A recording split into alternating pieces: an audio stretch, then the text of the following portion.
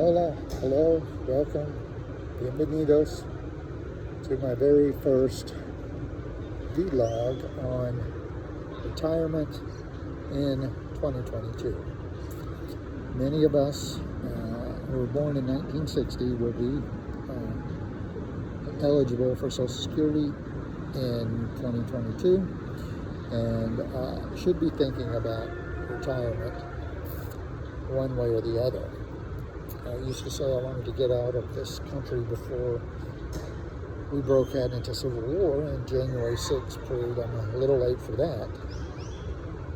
Now I say I want to get out of this country and grab my Social Security before we elect AOC as president. So I'm going to attempt to show you why I want to retire in Panama and give you some tips along the way of things you might need to know. First of all, whatever country you decide to retire in, visit it at least three or four times before you make that decision.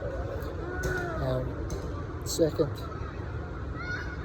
be sure to get a reputable immigration attorney in that country to help you through the process of repatriation and relocation, and I can recommend two good ones in future blogs. Third, just some general tips on Panama City. Whereas most expats choose to live in expat communities outside of the city, I am still choosing to live in the city, although I like to visit these beautiful areas around Panama. Your dollar is going to go a lot further in Panama. You only need to prove that you are bringing in $1,000 a month to retire here. So here are some quick tips. Panama has two seasons, dry and rainy. Always carry an umbrella during rainy season, no matter what. Number two, it is so easy to get lost in Panama City as you are walking around because street signs appear to be optional here.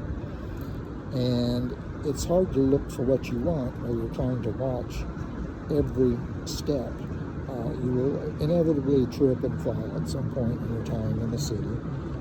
Third, although I'm at the pool now, masks are required everywhere, including while you are outside. Fourth is a little bit of etiquette you need to learn as you are walking around the city.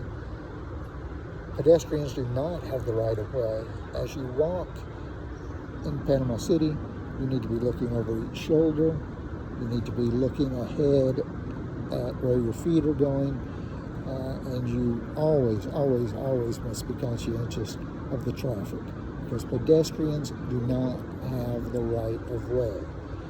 Can't emphasize that enough.